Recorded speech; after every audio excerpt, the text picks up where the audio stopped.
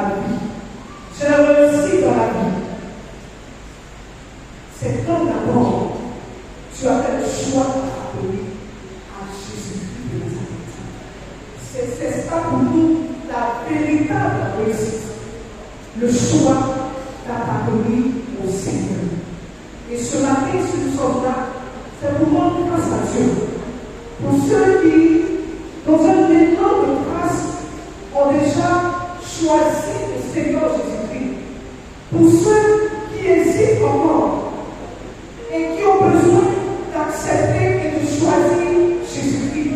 Non pas accepter le Seigneur de manière circonstancielle. Non pas accepter le Seigneur parce que je l'accepte parce qu'il peut faire ça pour moi. Je ne l'accepte pas parce que j'attends qu'il me donne quelque chose de matériel. Mais je l'accepte pour ma vie. Je l'accepte pour marcher avec lui. Je l'accepte pour entrer en connexion avec lui. Je l'accepte pour tisser une alliance de gloire avec lui. Si tu es là ce matin, parce que tu veux tisser une alliance avec le Seigneur, tu vas encore lever la main et bénir le nom de Dieu sur la vie en haut. Tu vas simplement saluer la présence de l'Esprit de Dieu sur la vie. Nous saluons Jésus-Christ. Nous saluons Jésus-Christ. Et nous lui disons merci. Merci pour tout. Alors c'est dans une position très délicate, vous le savez très bien, nous avons tellement prêché là-dessus. Et ce matin, c'est une action de grâce. Tout à l'heure, on l'a dit, ça fait 2 mois. Mais je dis, même si le culte d'action de grâce était venu à 1 mois ou même à moins de mon accouchement, je me serais débrouillé pour venir en gloire à Dieu. Pour lui dire merci, parce que la force, c'est lui qui la donne. Parce que la vie, c'est lui qui la donne. Et ce matin, c'est avec beaucoup de joie que je me retrouve devant le peuple de Dieu. Devant le peuple de Dieu.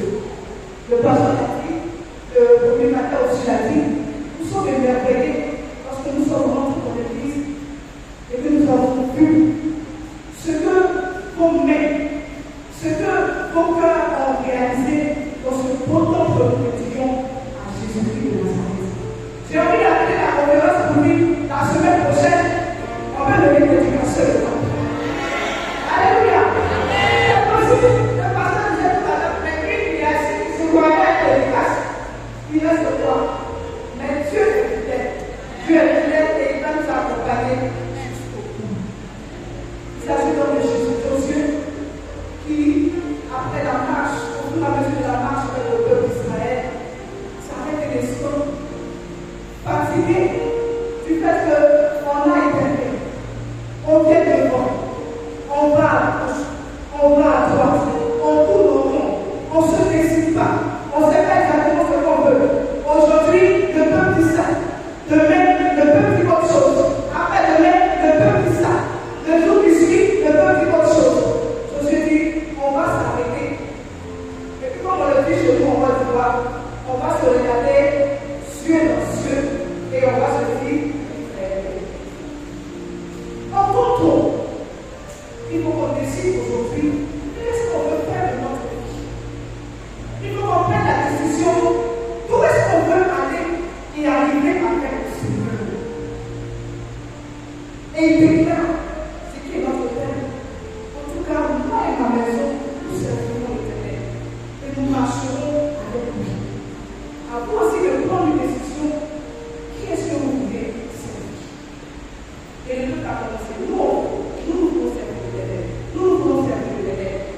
Mais plus tard, nous allons vu que malgré cette décision que le peuple de Dieu a pris, il y a eu encore des fois où le peuple a aussi encore détourné de la grâce de Dieu.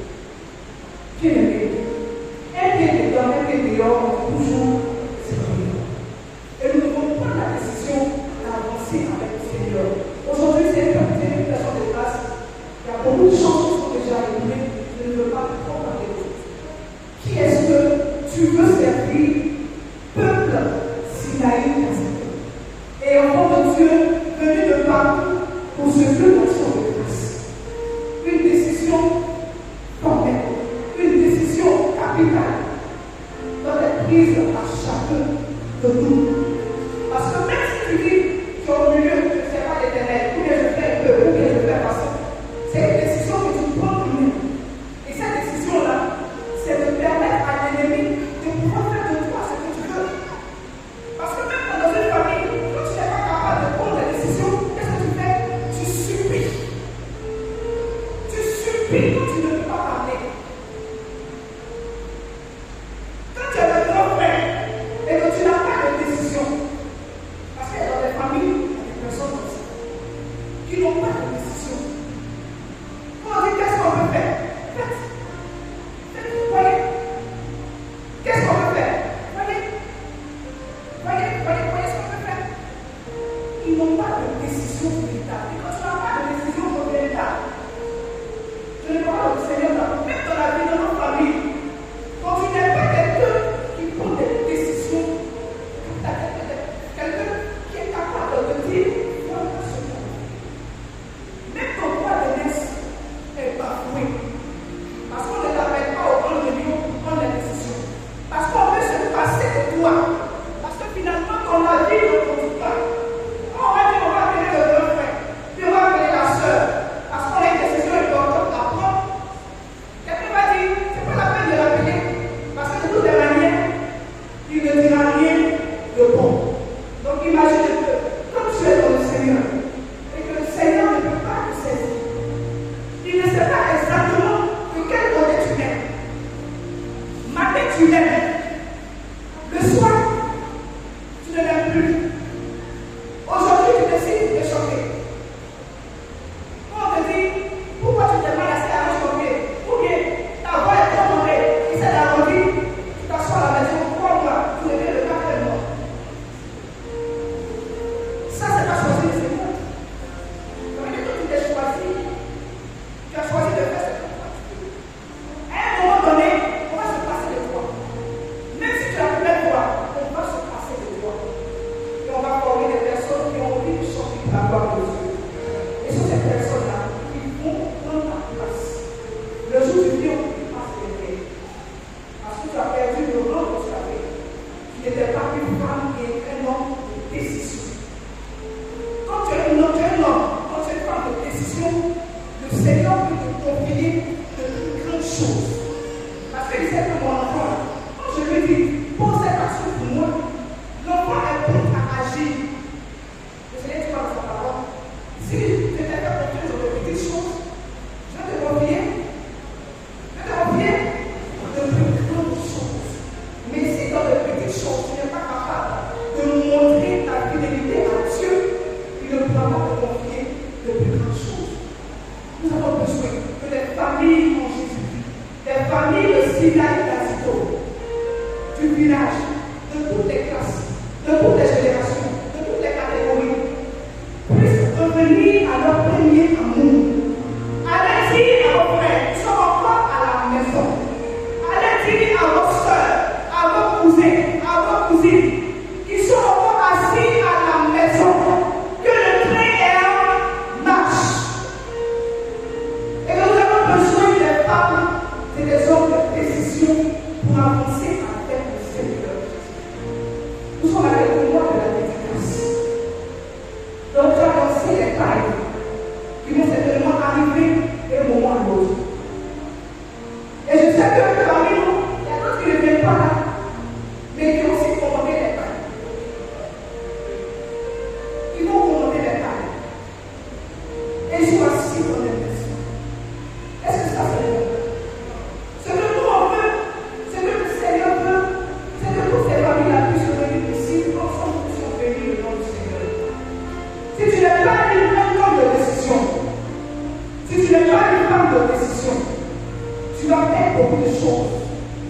Tu vas perdre ta place de privilégié. Tu vas perdre ta place de grâce que le Seigneur a préparée pour toi. Quelque chose te va dire, tu n'arrives pas à avancer.